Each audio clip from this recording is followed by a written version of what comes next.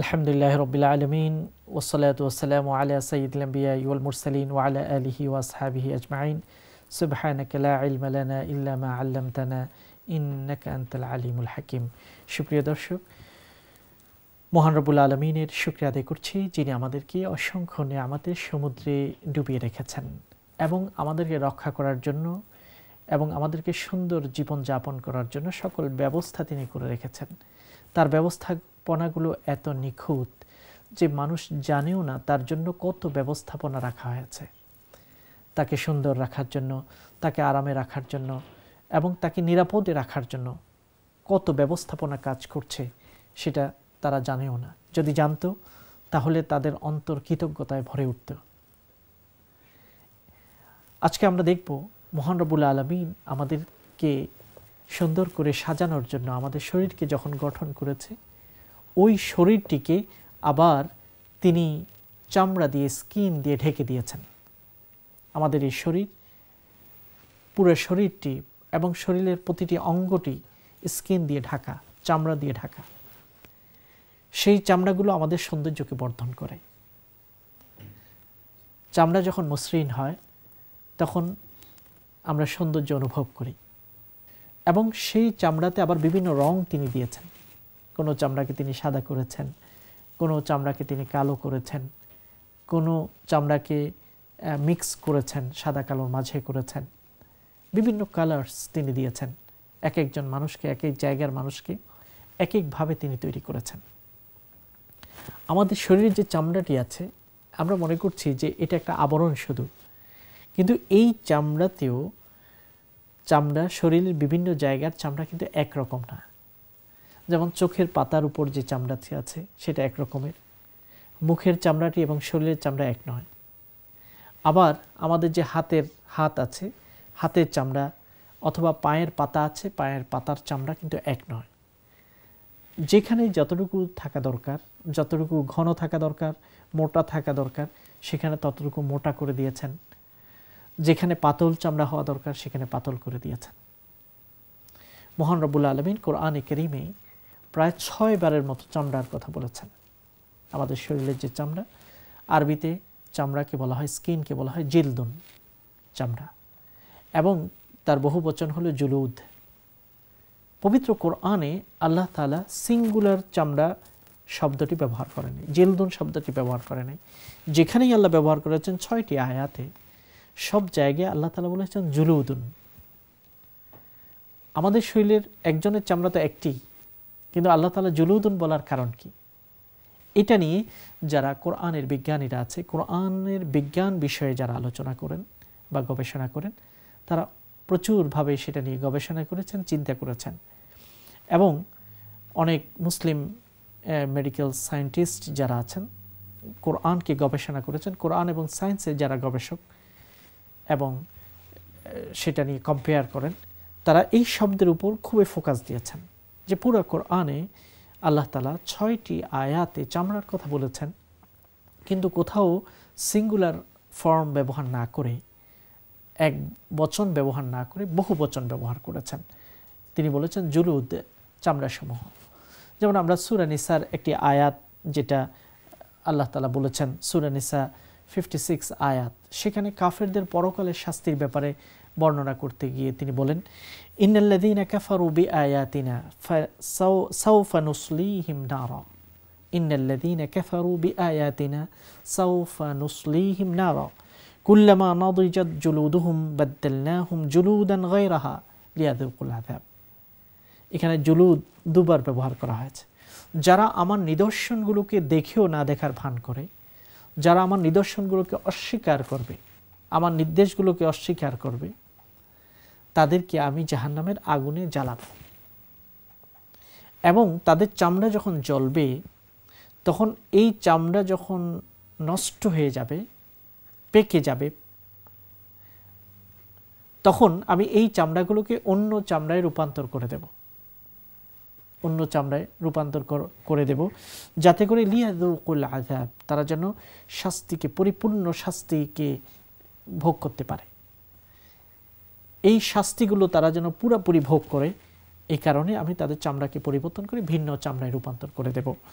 ইন্নাল্লাহ কানা আজিজান হাকিমা, আল্লাহ জানেন এই শাস্তি দেওয়ার পিছনে কি কারণ এবং তার ক্ষমতাও আছে এই শাস্তি দেওয়ার। তাহলে সূরা নিসার এই আয়াতে আল্লাহ তাআলা জুলুদুন শব্দ ব্যবহার করেছেন, চামড়ার কথা বলেছেন। আমরা কি আমাদের চামড়া নিয়ে কখনো চিন্তা করে দেখেছি? এবং আল্লাহ কেন জুলুদুন বলেছেন, বহু বচনে ব্যবহার করেছেন, সেটা কি চিন্তা করেছি? আমরা যদি আমাদের চামড়া সম্পর্কে যে শরীরবিদ্যার গবেষণাগুলো আমরা দেখি, মেডিকেল সায়েন্সের গবেষণাগুলো দেখি, তাহলে আমরা দেখব যে আমাদের চামড়া শুধু একটা আবরণ নয়, এটা শুধু একটা কভারিং নয়, এই কভারের মধ্যে বিভিন্ন স্তর তিনি নিযুক্ত করেছেন। আমাদের শরীরে যে চামড়াটি আছে, এই চামড়াতে 3টা স্তর আছে। প্রথম স্তরটি হালকা একটা স্তর, যেটা হচ্ছে বাইরের আবরণ। বাইরের এই আবরণটার উদ্দেশ্য হলো বাইরের বিভিন্ন প্রভাবগুলো থেকে চামড়ার মাধ্যমে আমাদেরকে রক্ষা করা। তাহলে চামড়ার একটা বাইরের আবরণ আছে।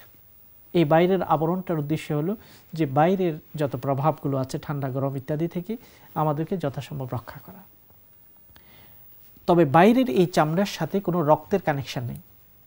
এই জন্য বাইরের চামড়াতে যদি কোনো অসুবিধা হয়, সাথে সাথে রক্ত আসে না। বাইরের চামড়া অনেক সময় উঠে যায়, শুকিয়ে যায় এবং ঝরে যায়, এটার সাথে রক্তের সম্পর্ক নেই। এরপরে দ্বিতীয় একটা স্তর আছে, ওটা হচ্ছে মধ্যম একটা স্তর। এই মধ্যম স্তর যেটা আছে সেটার সাথে রক্তের সম্পর্ক আছে। এরপর তৃতীয় নম্বর স্তর, অর্থাৎ যেটা ভিতরের পরিপূর্ণ ভিতরের একটা অংশ। এই ভিতরের অংশটা আমাদের শরীরের সাথে এবং আমাদের পুরা বডির সাথে রক্তর সাথে কানেকশন, রক্ত এবং মাংসের সাথে কানেক্টেড। তাহলে আমরা দেখতে পাই যে এই চামড়াটাকে 3টা স্তরে রাখা হয়েছে। এই চামড়াগুলোকে 3টা স্তরে রাখার পিছনেও আমরা কারণ দেখি। যেমন চামড়ার কাছাকাছি যদি কোনো গরম কিছুকে আপনি কাছে নিয়ে যান, যেমন মোমবাতি, জ্বলন্ত মোমবাতি অথবা খুব প্রচণ্ড গরম কিছু যদি নিয়ে যাওয়া হয়, তাহলে দেখা যায় যে 30,000 সেল, রক্তের সেল 30,000, 30,000 সেল সেটা তাড়াতাড়ি অ্যালার্ট, এটাকে অনুভব করার পরে তাড়াতাড়ি সেটা ব্রেইনের মধ্যে মেসেজ প্রেরণ করে। আমাদের যে হেডকোয়ার্টার ব্রেইন আছে, ব্রেইনের মধ্যে ওই প্রচণ্ড গরম একটা জিনিস আসছে, এটার ব্যাপারে একটা নির্দেশনা অথবা একটা মেসেজ প্রেরণ করে। একইভাবে আমাদের ভিতরে আল্লাহ তাআলা কোল্ড সেলস রাখছেন, প্রায় 2,50,000 মতো কোল্ড সেল আছে। তাহলে গরম আসলে সেটাকে অনুভব করার জন্য আল্লাহ তাআলা সেল নিয়োগ করে দিয়েছেন।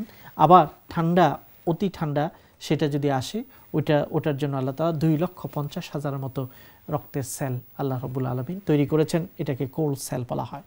তাহলে দেখুন, এই যে চামড়ার ভিতরে, এই চামড়াকে রক্ষা করা এবং নিজের শরীরকে রক্ষা করার জন্য আল্লাহ তাআলা ব্যবস্থাপনাগুলো, গরম এবং ঠান্ডা ইত্যাদির ব্যবস্থাগুলো আল্লাহ তাআলা করেছেন।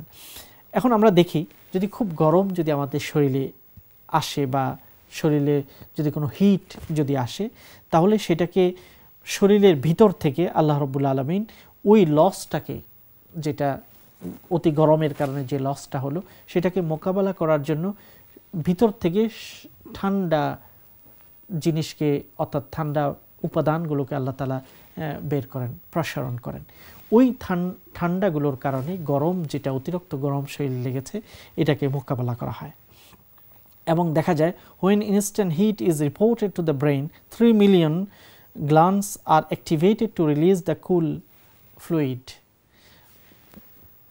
যখন আমাদের শরীরে চামড়া যখন রিপোর্ট করে যে খুব শক্ত গরম, প্রচণ্ড গরম তাপ আসছে শরীরে, তখন 3 মিলিয়নের মতো আল্লাহ তাআলা ব্যবস্থা রেখেছেন, সেল রেখেছেন, সেগুলো অ্যাক্টিভেট হয়। এবং সেগুলো যখন অ্যাক্টিভেটেড হয়, ওখান থেকে ঠান্ডা পদার্থ, ফ্লুইড, কুল ফ্লুইড, সেটা থেকে প্রসারণ করেন, বের করেন।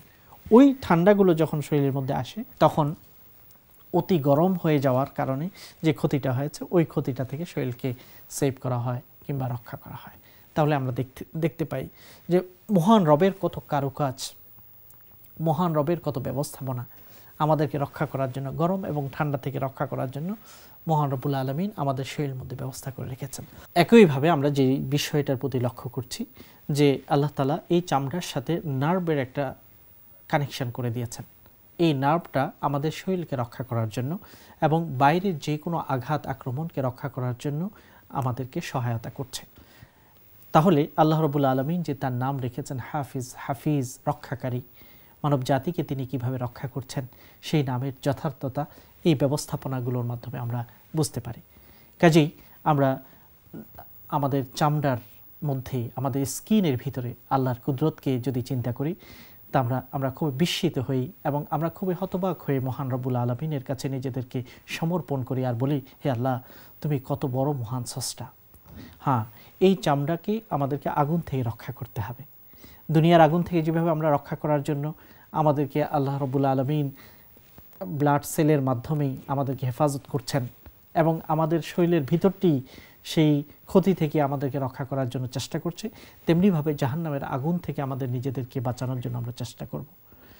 আমরা দেখব যে মহান রব কোরআনে কারীমে বারবার জুলুদ, বহুবচন শব্দটি ব্যবহার করেছেন এবং আমরা আলোচনা শুরু করেছিলাম এইভাবে যে কেন আল্লাহ তাআলা সেটাকে সিঙ্গুলার ব্যবহার না করে প্লুরাল করেছিলেন। আমরা বিষয়টি নিয়ে কোরআনের বিজ্ঞানীদের চিন্তা এবং গবেষণাগুলোকে আমরা পেশ করার চেষ্টা করব।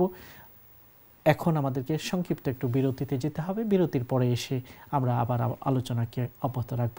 আসসালামু আলাইকুম ওয়া রাহমাতুল্লাহি ওয়া বারাকাতুহু।